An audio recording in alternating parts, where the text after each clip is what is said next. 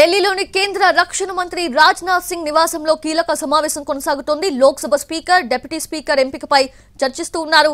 ఈ భేటీకి పార్లమెంటరీ వ్యవహారాల శాఖ మంత్రి కిరణ్ రిజిజు, ధర్మేంద్ర ప్రధాన్, జైశంకర్, చిరాగ్ పాస్వాన్ హాజరయ్యారు.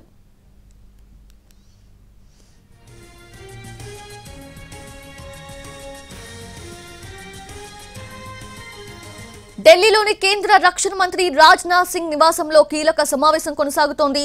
అయితే ఈ సమావేశంలోనే లోక్సభ స్పీకర్, డిప్యూటీ స్పీకర్ ఎంపికపై చర్చిస్తూ ఉన్నారు. లేటెస్ట్ అప్డేట్స్ తెలుసుకుందాము. మా ఢిల్లీ ప్రతినిధి రాజు లైవ్ లో సిద్ధంగా ఉన్నారు. రాజు, ఏంటి ఒక కొలిక్ వచ్చిందా? సౌజన్య, కేంద్రంలో కొత్త ప్రభుత్వం ఏర్పాటైన తర్వాత 18వ లోక్సభ సమావేశాలు ఇక 24వ తేదీ నుంచి ప్రారంభం కాబోతున్నాయి, అంటే సోమవారం నుంచి.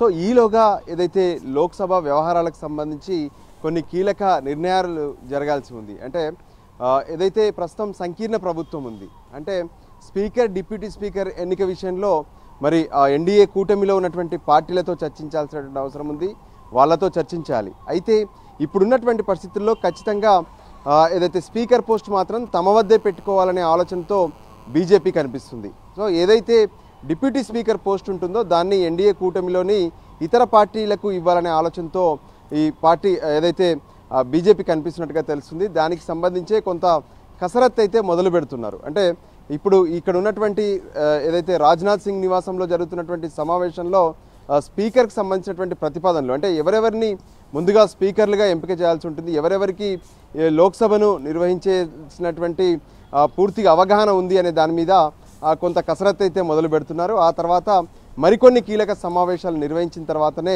దీనికి సంబంధించినటువంటి ఒక స్పష్టత వచ్చే అవకాశం కనిపిస్తుంది. సో ప్రస్తుతం కేంద్ర రక్షణ శాఖ మంత్రి రాజ్నాథ్ సింగ్ నివాసంలో జరుగుతున్నటువంటి ఈ భేటీకి ప్రత్యేకంగా పార్లమెంటరీ వ్యవహారాల శాఖ మంత్రిగా ఉన్నటువంటి కిరణ్ రిజిజు, దాంతోపాటు ధర్మేంద్ర ప్రధాన్, జయశంకర్లతో పాటు చిరాగ్ పాస్వాన్ కూడా హాజరయ్యారు.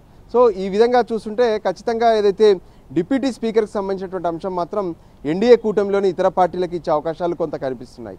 ఇప్పటి వరకు ఏదైతే గత లోక్సభకు సందర్భంగా ఎవరైతే స్పీకర్గా వ్యవహరించారో ఓం బిర్లా, తననే మళ్ళీ కొనసాగించాలనే దాని మీద కూడా కొంత పార్టీలో చర్చ జరుగుతున్నట్టుగా తెలుస్తుంది.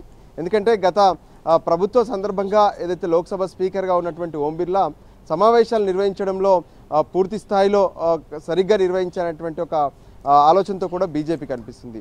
ఆయన్ని కొనసాగించాలా లేదంటే ఇంకెవరు ఉన్నారనే దాని మీద కూడా ప్రత్యేకంగా ఆలోచిస్తున్నారు. మరోపక్క జేడీయూ నుంచి గెలిచినటువంటి భర్తుహరి మహతాబ్ కూడా ఉన్నారు. ఇంకోవైపు ఇతర సీనియర్లు ఎవరైనా ఉన్నారనే దాని మీద కూడా ఇప్పుడు ఈ కమిటీ ఏదైతే ఉందంటే రాజ్నాథ్ సింగ్ నివాసంలో జరుగుతున్నటువంటి ఈ సమావేశంలో వాళ్ళు ప్రత్యేకంగా చర్చిస్తారు.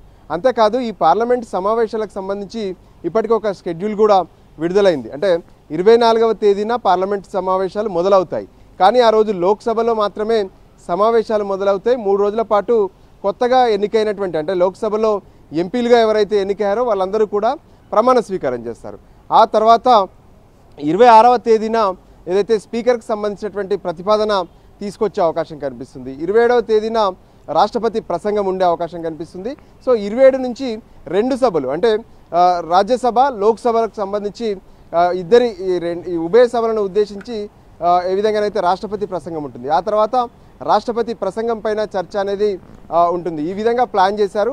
సో ఆ అంశాలకు సంబంధించి కూడా ప్రస్తుతం ఏదైతే రాజ్నాథ్ సింగ్ నివాసంలో చర్చ జరుగుతున్నట్టుగా తెలుస్తుంది. మరోపక్క ఏదైతే ఈసారి సంకీర్ణ ప్రభుత్వం ఇటు అధికారంలో ఉంటే మరోపక్క అటు ప్రతిపక్షం కూడా బలంగా ఉంది. సో బలంగా ఉన్నటువంటి ఈ ప్రతిపక్షాన్ని ఎదుర్కోవాలంటే ఏ రకంగా ఈ పార్లమెంట్ సమావేశాలను నిర్వహించాలి, స్పీకర్ విషయంలో ఒకవేళ పోటీ పెడితే ఏ విధంగా ముందుకెళ్లాల్సి ఉంటుందనే దాని మీద కూడా కొంత కసరత్తు అయితే బీజేపీ చేస్తుంది.